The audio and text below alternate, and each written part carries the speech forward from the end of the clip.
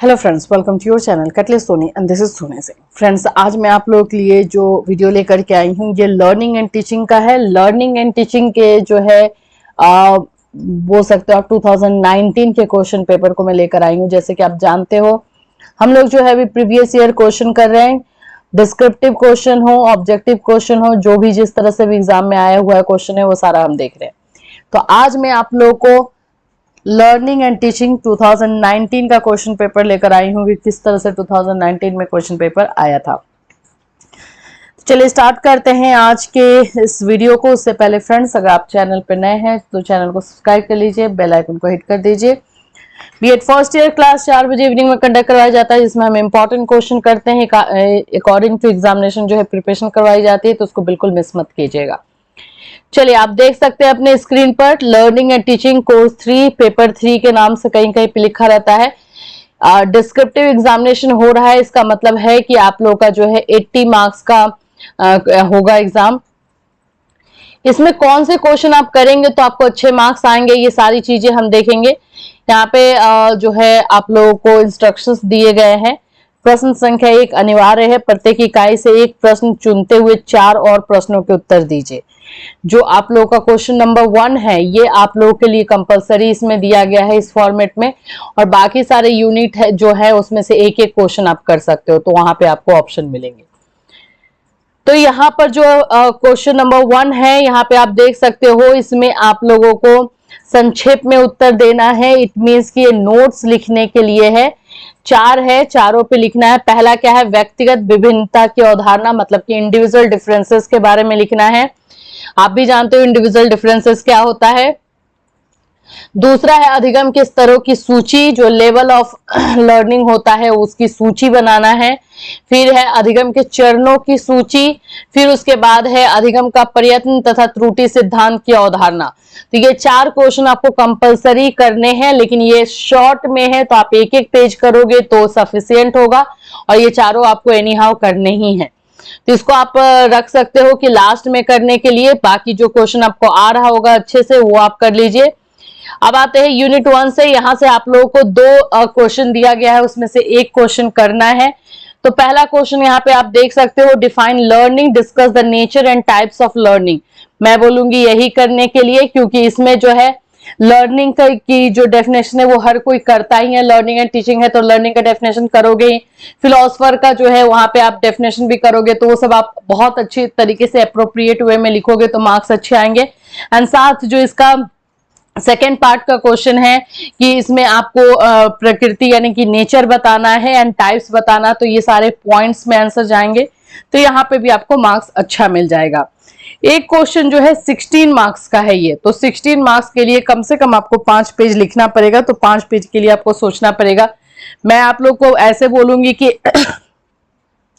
जैसे define learning है आपका, तो इसको 1 पेज लिख लीजिए। नेचर है तो इसको जो है 1 से 1.5 पेज कर लीजिए। पॉइंट्स में है तो 1.5 पेज जाने में ज्यादा टाइम नहीं लगेगा, और जो बाकी के पेजेस हैं उसमें टाइप्स ऑफ लर्निंग आप कर सकते हो।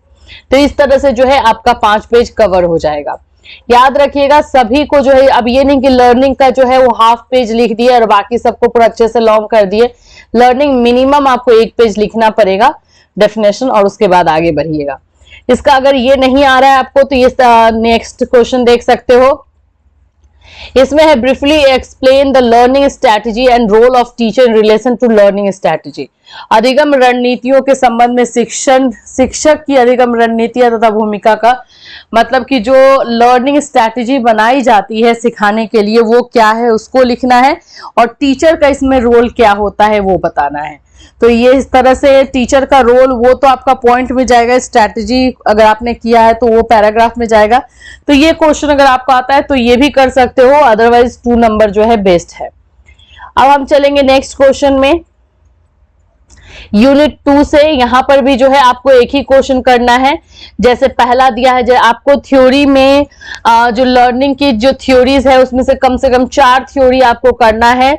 स्किनर की थ्योरी कर लीजिएगा, पावलोव की कर लीजिएगा, बंडोरा जो है इसका कर लीजिएगा, और एक गेस्टॉल का कर सकते हैं तो वो कर लीजिएगा। चारों थ्योरी को अच्छे से कीजिएगा। इनमें से 2 थ्योरी जो है कंपल्सरली जो है रहता है, 2 थ्योरी।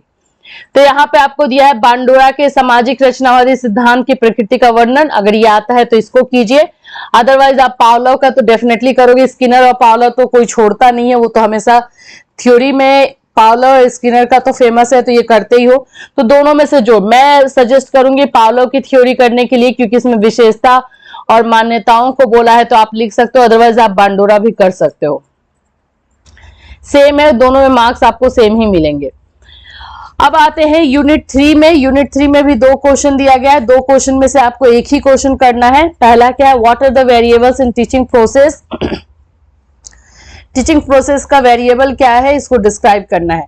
तो शिक्षण प्रक्रिया के चर के बारे में आपको बताना है और उसके को जो है आपको डिस्क्राइब करना है। तो ये ज्यादातर चर जो आएगा वो आएगा और उसके बाद आप एक्सप्लेन कर सकते हो, या फिर अगर वो आप नहीं करना चाहते हो तो शिक्षण की परिभाषा, यहाँ पे आपको टीचिंग का डेफिनेशन देना है और आशुबेल द्वारा प्रतिपादित सामाजिक रचनावादी उपागम की विशेषता का, आशुबेल का जो थ्योरी है, सिद्धांत है, वो आपको लिखना है। तो ये मैं आपको 6 और 7 में से सजेस्ट करूंगी 7 नंबर करने के लिए, क्योंकि टीचिंग का डेफिनेशन सब लोग करता ही है, उसमें जो फिलोसफर होते हैं उनका डेफिनेशन बहुत अच्छे से सब लोग करता है, तो 7 नंबर ही कर लीजिएगा, अदरवाइज आप 6 भी कर सकते हो। नेक्स्ट यूनिट देखते हैं, जो कि हमारा यूनिट 4 है। यूनिट 4 में भी 2 दिया गया है, उसमें से आपको एक करना है। 8 नंबर कीजिए या 2 नंबर, अगर 8 नंबर कीजिए या 9 नंबर, 9 नंबर करेंगे तो ए बी दोनों करना पड़ेगा। और 8 नंबर अगर करते हैं तो ग्लेसर का बुनियादी शिक्षण मॉडल के बारे में आपको लिखना है। तो ग्लेसर का जो शिक्षण मॉडल है वो कीजिए, या फिर आप nature and need of brain storming कर सकते हैं। Concept and features of remedial teaching, तो ये दोनों ज्यादा इजी है। ये आप लोग का 16 नंबर का है ये क्वेश्चन, तो 8-8 नंबर का रहेगा, तो थोड़ा लॉन्ग लिखना पड़ेगा, लेकिन तो मैं सजेस्ट करूंगी 9 नंबर लिखने को। तो ये रहा फ्रेंड्स 2020 का क्वेश्चन, 2019 का लर्निंग एंड टीचिंग का क्वेश्चन पेपर। अब इसी तरह हम लोग 18, 17, 16 कम से कम 15 तक कंप्लीट कर लेंगे। और इसमें जितने भी क्वेश्चन बताए जा रहे हैं उसको जरूर कर लीजिएगा। अगर आपने अभी तक नहीं किया तो एक बार देख जरूर लीजिए, क्योंकि अभी रिपीट होने के चांसेस जो है 2016 to 19 के क्वेश्चन पेपर का ही है, तो इसको अच्छे से कीजिए। चलिए फिर मिलूंगी नेक्स्ट वीडियो में नेक्स्ट पेपर के साथ। Till then have a nice day.